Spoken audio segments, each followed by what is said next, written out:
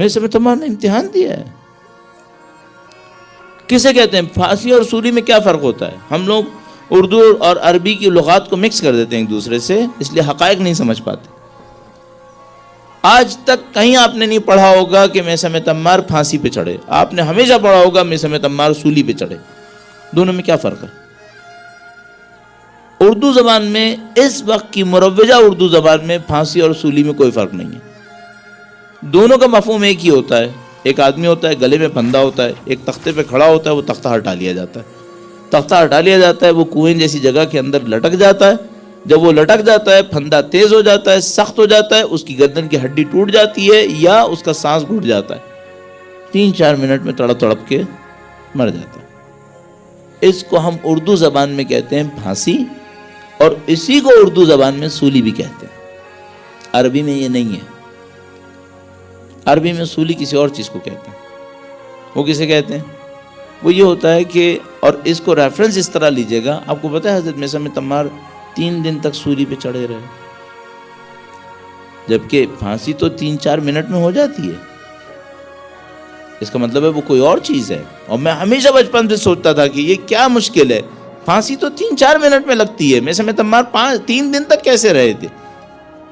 اس کے بعد جب دیکھا تو پتہ چلا نہیں، سولی کچھ اور ہے. سولی کیا ہے؟ ایک درخت کا تنا لیتے تھے، بڑا سا تنا، اس کو زمین میں گاڑ دیتے تھے، اور جس انسان کو سولی پر چڑھانا ہو اس کو اوپر والے حصے پر ہاتھ پاؤں باندھ کے لٹکا دیا کرتے تھے. ایسے لٹکاتے تھے کہ سورج کی روشنی چڑھتی بھی اس کے اوپر پڑے، اس کے منہ کے اوپر آئے. اور اس حالت میں جبکہ وہ اوپر ہوتا تھا، کھانے پینے سے محروم ہوتا تھا، ہاتھ پاؤں بندھے ہوتے تھے، اس کی کمر میں ایک خنجر گھونپ دیتے تھے. یہ کیوں کرتے تھے؟ خنجر گھونپ دیتے تھے اور زخم کو سیل کر دیتے تھے تاکہ زخم سے خون ٹپکے اور سارا نہ بہے، کہ مرے نہیں. یہ تھوڑا تھوڑا سا زخم ہوتا رہے، خون تھوڑا تھوڑا سا بہتا رہے. تو وہ مظلوم انسان جو سولی پر ہوتا تھا، اس کی کمر میں خنجر ہوتا تھا، دھوپ کی گرمی کی سختی برداشت کرتا تھا، بھوکا اور پیاسا ہوتا تھا، طاقت جتنی ہوتی تھی اتنا جھیلتا تھا، باقی مر جاتا تھا. عزیزان محترم، میثم تمار 3 دن تک اس حالت میں رہے. پہلے دن اس طرح سولی پہ چڑھایا، خنجر گھونپ دیا، حضرت میثم تمار اوپر رہے. زبان کھلی ہوئی تھی، امیر المومنین کے فضائل کو بیان کیا. کہا میرے مولا نے مجھے یہ بتایا، میرے مولا نے مجھے یہ روایت کی ہے، میرے مولا کے بارے میں اللہ کے رسول نے یہ کہا ہے. لوگ سنتے رہے. دوسرے دن نیچے اتارا، میثم تمار کے ہاتھ پاؤں کاٹ کر اس جگہ کو سی دیا گیا. یہ سولی کی سزا دینے والے کی دوسری سختی ہوتی تھی.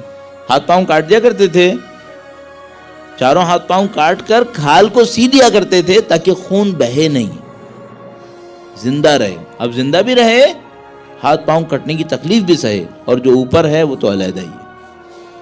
تیسرے دن میثم تمار کی زبان میں لگام لگائی گئی. اچھا، یہ لگام کیا ہوتی تھی؟ مظلوم اہل بیت کی مظلومیت تو بیان ہو جانی چاہیے نا، کم سے کم پتہ تو چلے کہ میثم تمار نے کیا جھیلا.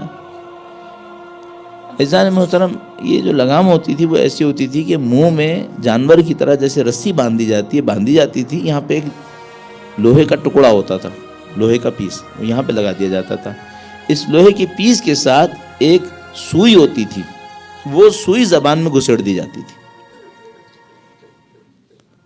لگام منہ میں گھسیٹ دی جاتی تھی اور وہ سوئی پیچھے تک بعض اوقات جاری ہوتی تھی، یعنی کمر سے پیچھے سے، گردن کے پیچھے سے نکل رہی ہوتی تھی.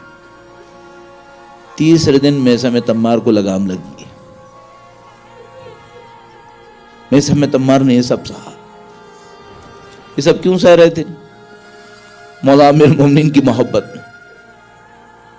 ایک جملے کا مطالبہ تھا، کہو کہ علی سے تعلق نہیں ہے. کہا یہ نہیں کہوں گا، یہ نہیں کہوں گا.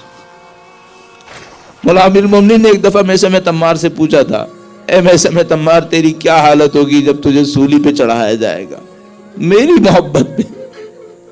کہا مولا میں قبول کروں گا. کہا میں سمیت عمار اگر میری محبت میں سولی پر چڑھو گے دوسرے دن ہاتھ پاؤں کٹیں گے. کہا مولا میں قبول کروں گا. کہا میں سمیت عمار تیسرے دن لگام لگے گی. کہا مولا میں قبول کر لوں گا. کہا میں سمیت عمار تجھ سے کہا جائے گا مجھے گالی دے تو دے گا؟ کہا مولا ہرگز نہیں دوں گا، ہرگز نہیں دوں گا. میں آپ کا چاہنے والا ہوں، آپ کی محبت میں مروں گا.